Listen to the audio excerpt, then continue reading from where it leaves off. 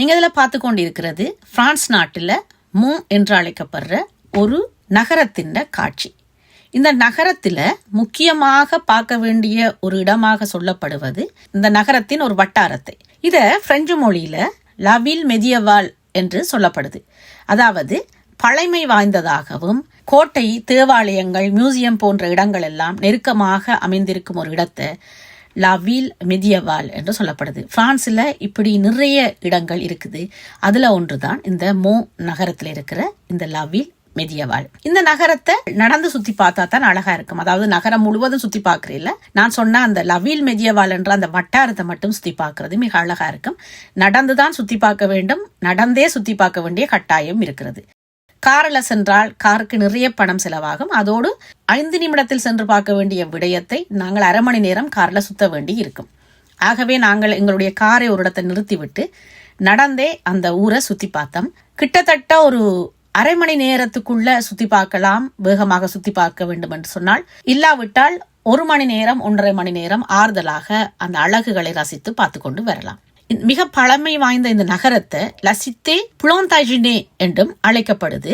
பழமையும் புதுமையும் கொண்ட ஒரு நகரமாக பார்க்கப்படுது.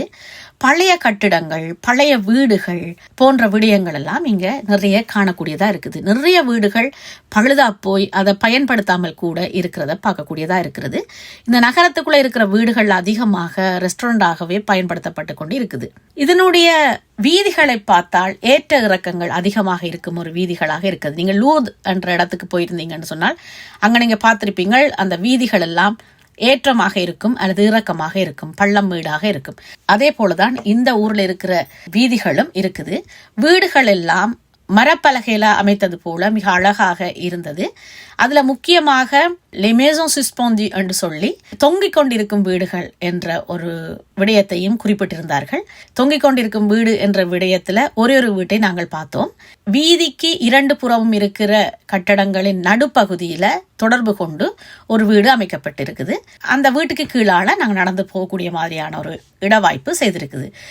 மிக அழகான கிராமம் என்றுதான் சொல்ல வேண்டும். உண்மையிலேயே நாங்கள் வெளிநாடுகளுக்கு போனால் அல்ல வெளியூர்களுக்கு போனால் வேகமாக இடங்களை சுத்தி பார்த்துட்டு வர்றது வழக்கமாக இருக்கிறது.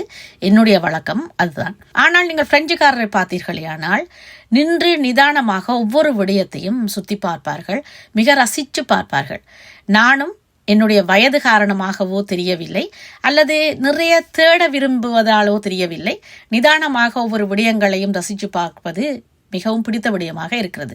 சிறு வயதில் இப்படி இருக்கவில்லை, இப்பொழுது அப்படி இருக்கிறேன். அது வயது காரணமாக கூட இருக்கலாம். இதுதான் அந்த தொங்கிக் கொண்டிருக்கிற வீடு என்ற ஒரு விடயம். நிறைய இடங்கள், நிறைய வீடுகள் எல்லாம் குகைக்குள்ள அமைக்கப்பட்டது போல அமைக்கப்பட்டிருந்தது. அந்த வீடுகளை கட்ட அவர்கள் பயன்படுத்திய இந்த கற்களும் ஒரு விதமான கற்களாக இருந்தது.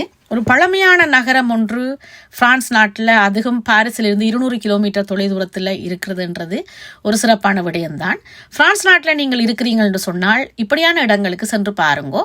ஆனால் குழந்தைகளுக்கு இது பிடித்த விடயமா என்று சொன்னால் நிச்சயமாக இல்லை. ஆகவே ஒரு 20 வயதுக்கு மேற்பட்டவர்கள் சென்று பார்க்கக்கூடிய மாதிரியான இடமாகத்தான் இந்த இடம் இருக்குது.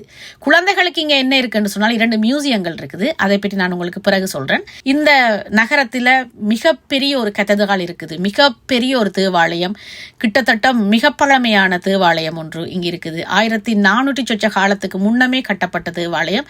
நிறைய வரலாற்று செய்திகளை கொண்ட தேவாலயம் இங்க இருக்குது.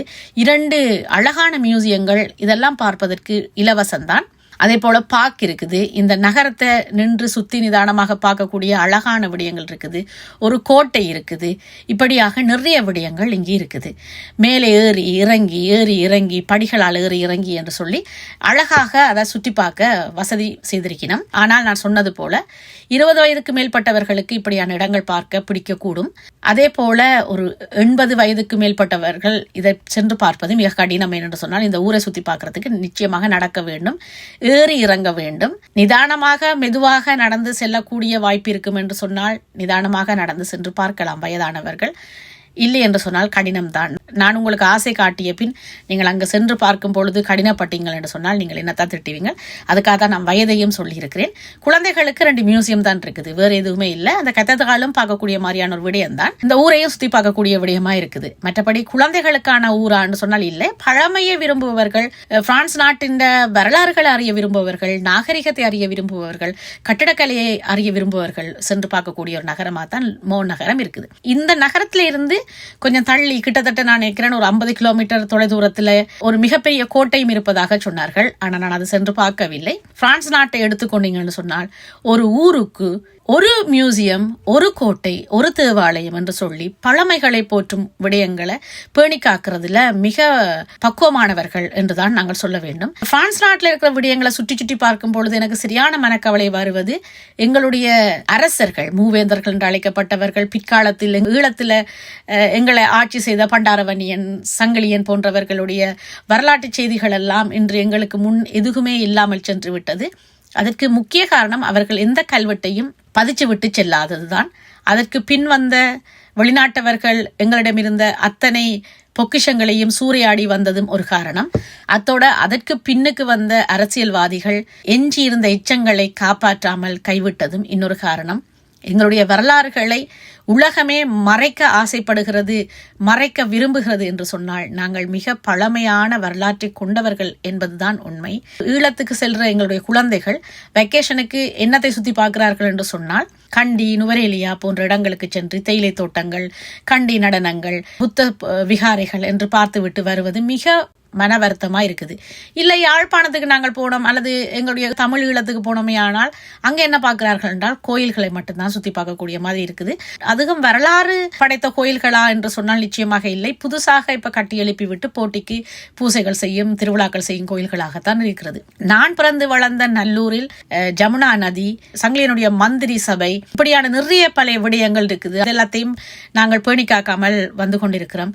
ஆனால் பிரான்ஸ் நாட்டை பார்த்தோமே ஆனால் ஒவ்வொரு விடயங்களையும் பக்குவமாக பேணி பேணி காத்து கொண்டு வருகிறார்கள். ஒவ்வொரு அரசனுடைய கோட்டைகளிலும் ஏதோ ஒரு விடயத்தை வைத்துக் கொண்டு உள்செல்ல கட்டணம் இல்லாமலோ மக்களுக்கு பார்வைக்கு வைத்துக் கொண்டிருக்கிறார்கள். தங்களுடைய வரலாறுகளை மற்றவர்களுக்கு கடத்தவும், தாங்கள் வரலாறு மிக்கவர்கள் என்று காட்டுறதுக்கும் இது ஒரு வாய்ப்பாக இருக்குது. அந்த வகையில ஈழத்துல நாங்கள் எதிர்காலத்துல ஏதாவது ஒன்று செய்ய முடியுமா?